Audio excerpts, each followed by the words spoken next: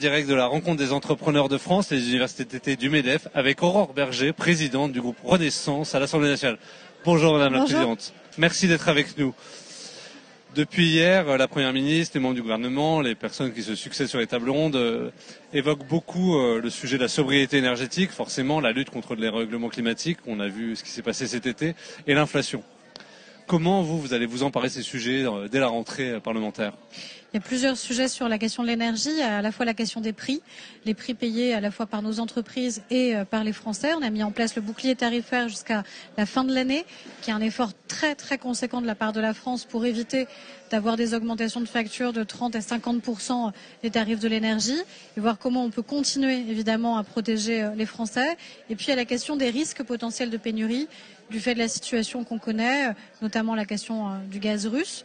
Alors la France est moins concernée, elle est mieux protégée sur le gaz évidemment, mais on a quand même cette question d'approvisionnement et donc cette nécessité à la fois sur un moyen long terme de planifier pour organiser notre sobriété énergétique, mais aussi sur un court terme de dire que si nous tous, Français, citoyens, consommateurs, chefs d'entreprise, on fait les efforts nécessaires pour réduire de 10% notre consommation, alors on échappe au risque de pénurie.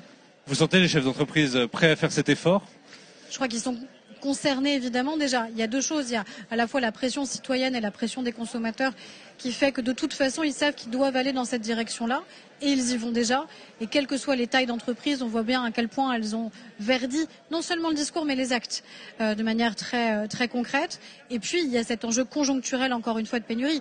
Le risque c'est quoi ? Le risque ce serait que malheureusement on ait en effet une nécessité parfois de coupure et là c'est des conséquences qui peuvent être dramatiques pour nos entreprises et donc en cascade pour l'emploi. Donc ça veut dire encore une fois qu'il faut qu'on ait tous conscience de cette trajectoire vers laquelle on doit aller pour réduire de 10% notre consommation et pour faire en sorte justement qu'on n'ait pas à prendre ces mesures. Dans le cadre du projet de loi sur les énergies renouvelables qui sera très attendu, qui est déjà très attendu, les entrepreneurs surtout espèrent un choc de simplification. Simplifier les procédures, c'est parfois long, l'obtention de permis. Est-ce que c'est des choses que vous porterez ?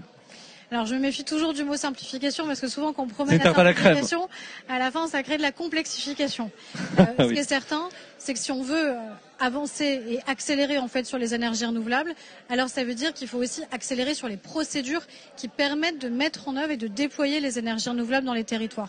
Et c'est là-dessus où on est alerté souvent par la lourdeur, les lourdeurs administratives qui peuvent exister, ici pour une implantation commerciale ou aussi pour des projets que peuvent avoir les collectivités territoriales. Donc l'objet même de ce projet de loi sur les énergies renouvelables, c'est bien cette accélération-là, et donc c'est revoir nos procédures. On a eu la loi ASAP, qui est portée Guillaume Kasbarian justement, notamment sur la question de l'accélération des procédures pour nos industries. Eh bien, il faut qu'on relève le même défi, notamment sur les ENR.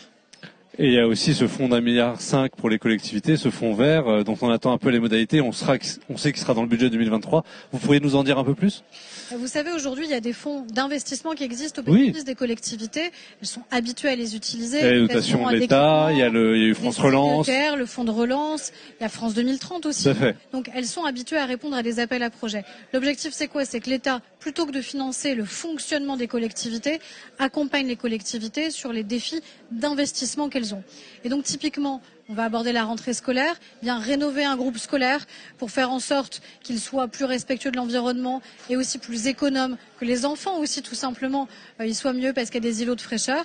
Et bien ça, c'est des investissements que l'État pourra faire en lieu et place ou en accompagnement des collectivités locales. Donc c'est 1,5 milliard pour nos communes et probablement aussi pour les départements notamment, pour permettre justement cette accélération. Et puis que celles qui ont le moins de moyens, parce que rénover un groupe scolaire quand vous êtes une commune de 2000 habitants, c'est un investissement qui est très conséquent, et bien il faut que l'État soit au rendez-vous. Et on arrive à mi-mandat en plus pour les communes, donc qui vont lancer un dernier cycle d'investissement. Dernier cycle d'investissement, et encore une fois là aussi les communes, les maires sont très attendus par leurs propres citoyens sur ces enjeux-là. Donc on l'a fait sur France Relance. France Relance, c'était quand même un tiers du budget qui était consacré justement aux enjeux de la transition énergétique et écologique.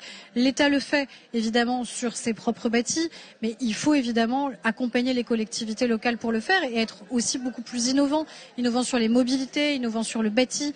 Et je crois que là, on a l'opportunité de le faire avec des appels à projets simplifiées, qui vont permettre vraiment aux collectivités, quelle que soit leur taille, de pouvoir y répondre. France Relance, on a réussi à le faire en un temps record, donc il n'y a pas de raison que là on n'y arrive pas. Merci Madame la Présidente. Merci à vous.